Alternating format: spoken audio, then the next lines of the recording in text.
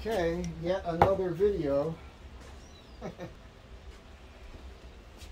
I just did that, just posted that video on responding to dumb comments, and some guy, Barry, hey Barry, how you doing, man? You made a comment, you said you were chuffed, I think that's a typo, that I responded to your question about what we drove when I was in the Marine Corps. And that reminded me of that vehicle, and I actually wrecked one of those brand new trucks. I'm going to tell that story because it all ties in with a call I got last night. I got a phone call last night from a guy I was stationed with at Seal Beach, and turns out he actually had something to do with the drug issue, the drugs that got stolen out of the base. And he never told me this before. This guy was the only other Greek guy on the base, so we were real good pals and still friends today. He's a great dude. And it's funny too, because I was talking to a buddy of mine recently, 27 years in the Corps, and he was telling me, after listening to my stories, like, Jesus, you could probably qualify for, benefits, something, PTSD just from the nonsense we had to deal with on that base. As crazy as it sounds. But my buddy last night told me that he ended up taking some of the drugs off base and bringing them to a dude's house that we were stationed with, that he lived off base. And he said 20 minutes after he was there, Naval Intelligence raided the guy's house. Anyhow, we had these new, I forget what we drove originally. We had these old pickups and they were falling apart. And then we got these new Dodge pickup trucks, these tiny little two-wheel drives. And let me say, if you're a car manufacturer and you want to have your vehicles tested, well, just let some 19-year-old Marines have them to do whatever they want to do with them, because you will for sure find out what those vehicles can handle, because we beat the snot out of these cars. Now, one day, so when you get on post, you got, and because they were new, there was a ditto sheet of a picture of the vehicle, all four sides on the ditto, and you had to walk around the vehicle and mark wherever there was a dent or a scratch or anything else that you noticed, so you could tell which person on post did the damage to the vehicle. And so we're doing the vehicle inspection before I'm about to get in it and drive it on post for 6 hours, and the tires were bald.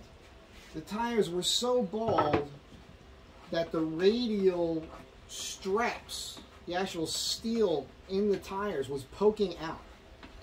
And I made a note of it, and I said to him, I can't drive this. These tires are shot. They were so bald, the steel belts were poking through the tires.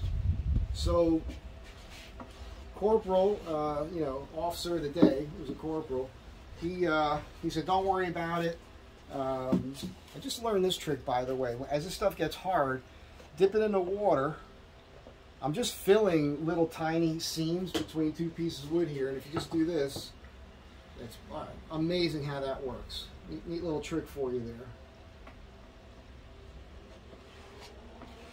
Anyhow, he said, don't worry, we'll send you out a spare to change it. Well, they never sent the spare tire out, and even if they were going to, before that could happen, I just demolished this truck. There was an area at Seal Beach called the train workers area, and there was a spot where there was a giant stack of railroad rails, the actual rails that the train rides on, and it was almost as high as this table. It's probably about 4 feet wide, about this tall, and however long those rails are, 30 feet, whatever.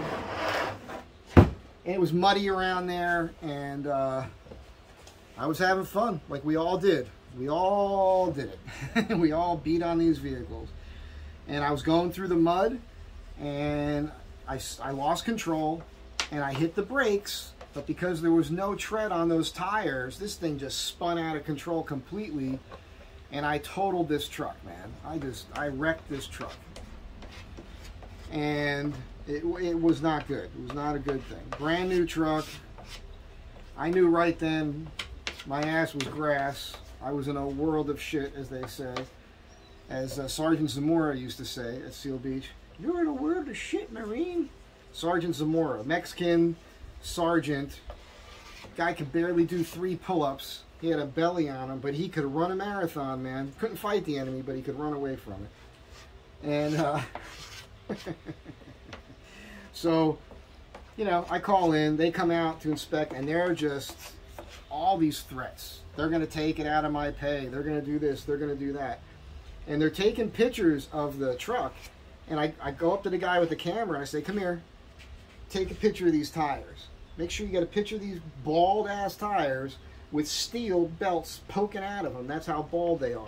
Because that's why I lost control. And because I was smart enough and quick enough to do that, nothing happened. I didn't get really in trouble and didn't have to pay for anything. And, you know, so you just had to think quick, you know. I'll tell you another one about getting busted there. So I had, as I mentioned in that other video, I got to that base. I was only there a couple days. I went out with a couple Marines one night. And, you know, I got drunk. I was 19. We were in a bar in downtown Seal Beach. And we did some drugs. And I wasn't a big druggie, really. And so I popped on a piss test. And after that, they made my life miserable. And they were really pushing all the time. And one day, we had a field day. Field day is like once a week. They come through. You really clean your room. Spotless, perfect, white glove sort of thing, right? And this corporal, I've mentioned him before. He was a gay guy. We didn't know it at the time. We found out later. He had later preyed upon a weaker Marine, weaker Marine, and he got, you know, disappeared. And he comes in the room. Then Sergeant Zamora came in the room. They asked me to leave. Next thing I know, they're screaming for me to come in the room. And they got one of my drawers open, and in their hands, Zamora's holding a piece of grass, like a blade of grass off the yard, you know. He says, "What's this?" And I said, "Well, that's a piece of grass." He says, "We think it's marijuana." And I start laughing. I'm like, "Marijuana? It's a blade of grass. Are you serious?" They were dead serious. Well, they used this as an excuse to just start going through all my stuff. Then they called the officer of the day down, who happened to be the major. He was on duty that day. I forget his name. He was actually an okay guy. So he's in my room now. So it's me, Corporal Wright, Sergeant Zamora, and the major.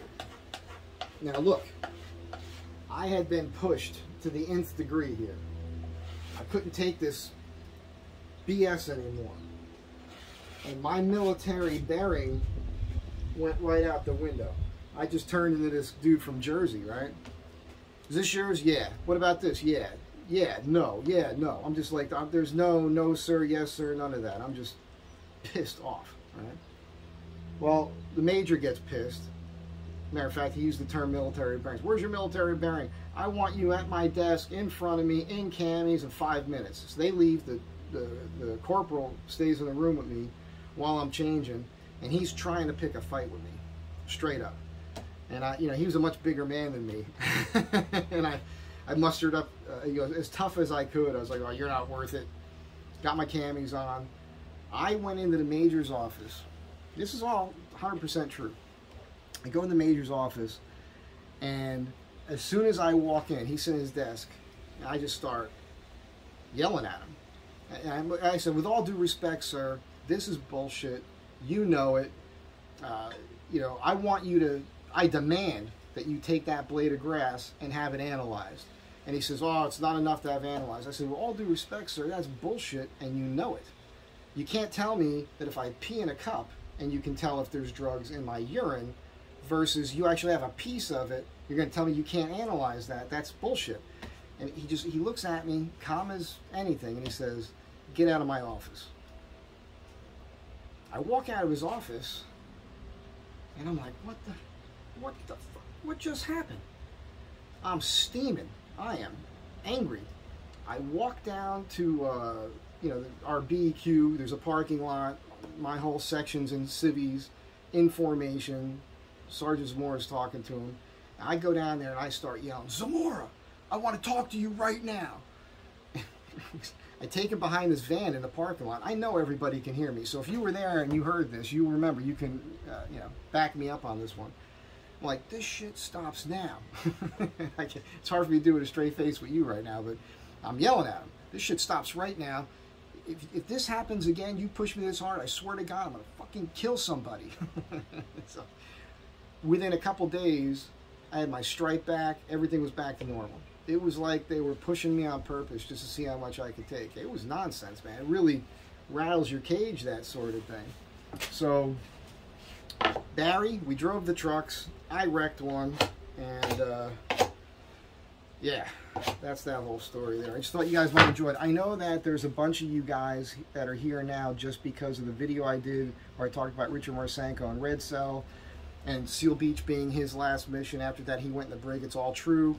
I talked about the drugs that were on the base and in a bunker. A bunch of guys broke in and stole them. I knew about it because I overheard it. Last night, I heard a whole extra part of it that I didn't know. See, I got discharged not long after that.